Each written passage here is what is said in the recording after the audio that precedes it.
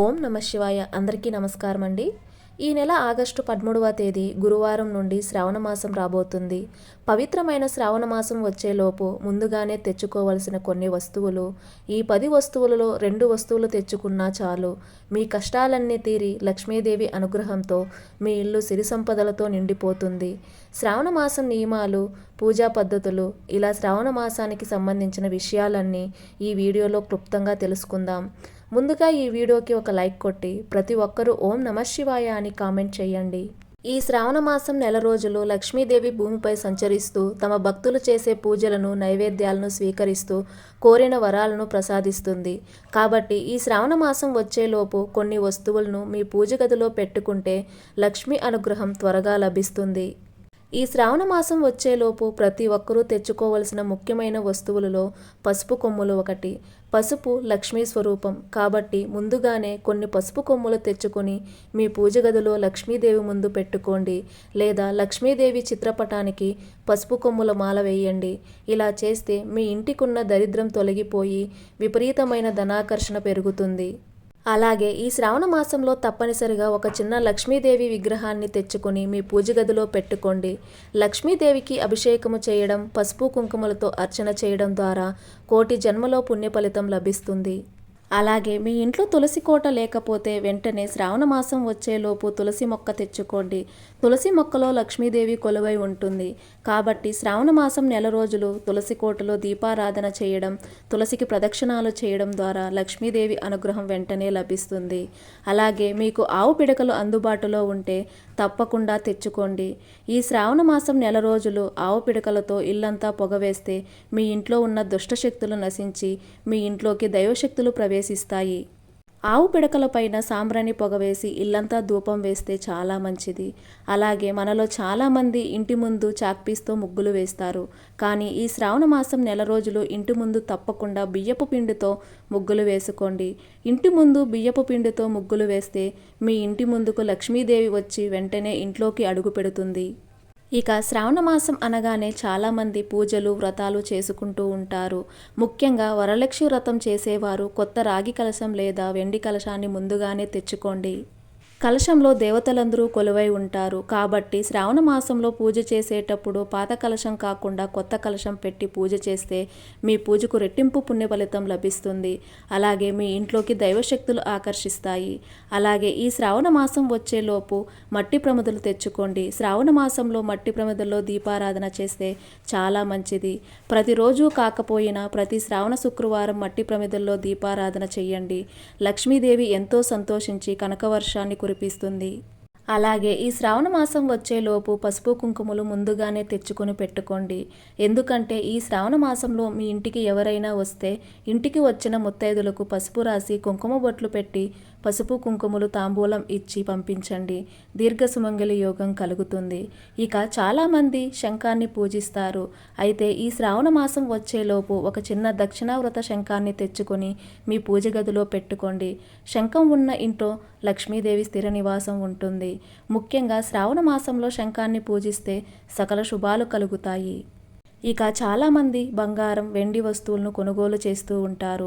కానీ ఈ శ్రావణ మాసంలో లక్ష్మీదేవి, గణపతి ఉన్న ఒక చిన్న వెండి నాణాన్ని తెచ్చుకొని మీ బీరువాలో పెట్టుకోండి. అఖండ కుబేర రాజయోగం వరిస్తుంది. అలాగే మీకు స్తోమత ఉంటే వెండి కుందులు తెచ్చుకోండి. వెండి కుందుల్లో దీపం వెలిగించి వరలక్ష్మి వ్రతాన్ని చేస్తే చాలా మంచిది.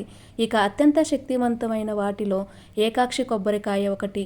కొబ్బరికాయకు ఒక కన్ను ఉంటే దాన్ని ఏకాక్షి కొబ్బరికాయ అని అంటారు.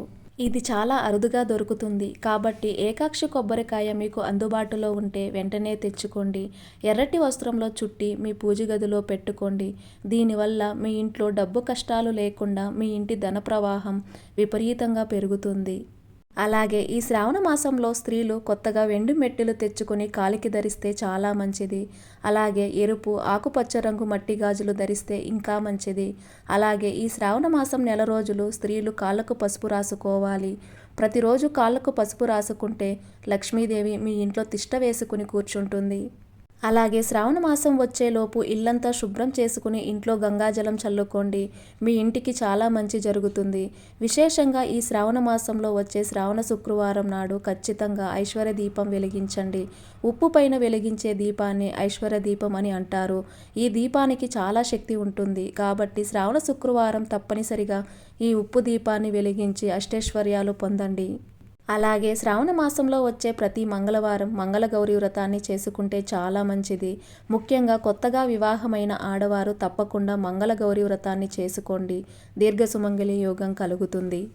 అలాగే ప్రతి శుక్రవారం తప్పనిసరిగా గోవును పూజించండి. గోమాతకు తోటకూర, అరటిపండు, బెల్లం ఇలాంటి పదార్థాలను ఆహారంగా తినిపించి గోవుకు ప్రదక్షిణాలు చేస్తే కోరిన కోరికలన్నీ వెంటనే నెరవేరుతాయి.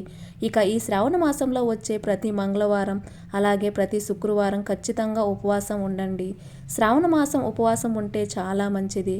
ఇక ఉదయం చేసే పూజల కన్నా సాయంత్రం చేసే పూజలకే రెట్టింపు పుణ్య ఫలితం లభిస్తుందని వేద పండితులు సూచిస్తున్నారు. కాబట్టి ఈ శ్రావణ మాసంలో సాయంత్రం 6 గంటల తర్వాత ఇంట్లో దీపాలు వెలిగించి ఇల్లంతా సాంబ్రాణి ధూపం వేయండి. మీ ఇంటిపై దుష్టశక్తుల ప్రభావం లేకుండా ఇంట్లో లక్ష్మీదేవి కొలువై ఉంటుంది. ఈ శ్రావణ మాసంలో లక్ష్మీదేవిని పూజించేవారు లక్ష్మీదేవి పటానికి తామరగింజమాల ఉపయోగిస్తే లక్ష్మీ అనుగ్రహం వెంటనే లభిస్తుంది. ఇక మనలో చాలామంది పూజ గదిలో నీటితో నిండిన రాగి కలశం పెట్టుకుంటారు. అయితే ఈ శ్రావణ మాసం నెల రోజులు ఒక చిన్న రాగి చెంబులో నీళ్లు పోసి అందులో చిటికెడు పసుపు, ఒక ఎర్రని పుష్పం వేసి మీ పూజ గదిలో పెట్టుకోండి. ప్రతిరోజు ఈ నీటిని మారుస్తూ కొత్త నీళ్లు నింపుకోండి. దీనివల్ల మీ ఇంటికున్న వాస్తు దోషాలు, నెగిటివ్ ఎనర్జీ మొత్తం తొలగిపోయి ఇంట్లో సుఖ సంతోషాలు పెరుగుతాయి. ఇక జాతకంలో శనిదోషం ఉన్నవారు ఈ శ్రావణ మాసంలో వచ్చే ఏదైనా ఒక శనివారం నాడు రావి చెట్టుకు, వేప చెట్టుకు పసుపు దారం చుట్టి నువ్వుల నూనెతో దీపం వెలిగించండి. ఏలనాటి శనిదోషాలు తొలగిపోయి ఐశ్వర్య ప్రాప్తి కలుగుతుంది. ఇక మీ ఇంట్లో అనవసరపు ఖర్చులు ఎక్కువగా ఉంటే ఒక ఎర్రటి వస్త్రంలో 5 యాలకులు, కాస్త పచ్చకర్పూరం వేసి మూట కట్టి మీ బీరువాలో పెట్టుకోండి. అనవసరపు ఖర్చులు తగ్గి ధనాకర్షణ పెరుగుతుంది.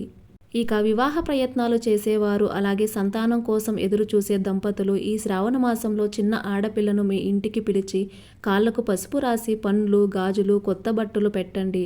ఇలా చేస్తే శీఘ్ర వివాహ యోగం, సంతాన భాగ్యం సిద్ధిస్తాయి. ఈ శ్రావణ మాసంలో ప్రతి ఒక్కరూ సూర్యోదయానికి ముందే నిద్ర లేవాలి. ఇంటిని, పూజ గదిని ఎల్లప్పుడూ శుభ్రం చేసుకోవాలి. అప్పుడే మీ ఇంట్లోకి లక్ష్మీదేవి అడుగు పెడుతుంది.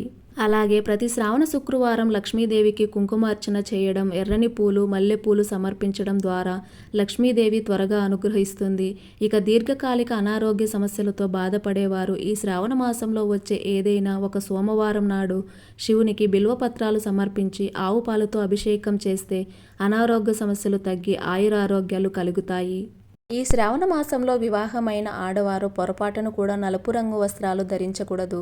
అలాగే శ్రావణ మాసంలో లక్ష్మీదేవిని పూజించేవారు మాంసాహారం అస్సలు తినకూడదు. ఇక చాలామంది విపరీతమైన అప్పుల బాధలతో ఇబ్బంది పడుతూ ఉంటారు. అలాంటి వారు ఈ శ్రావణ మాసంలో శ్రీ యంత్రాన్ని తెచ్చుకుని మీ పూజ గదిలో పెట్టి పూజించండి. అప్పుల బాధలన్నీ వెంటనే తొలగిపోతాయి. అంతటి శక్తి శ్రీ యంత్రానికి ఉంటుంది. ఈ శ్రావణ మాసం వచ్చేలోపు ఈ వస్తువులను మీరు తెచ్చుకుని లక్ష్మీ కటాక్షాన్ని సులభంగా పొందండి. ఈ వీడియో మీకు ఉపయోగకరంగా ఉంది అని అనిపిస్తే ఖచ్చితంగా ఒక లైక్ కొట్టి మన ఛానల్ని సబ్స్క్రైబ్ చేసుకుని మీ ఫ్రెండ్స్ అండ్ ఫ్యామిలీ మెంబర్స్కి షేర్ చేయండి.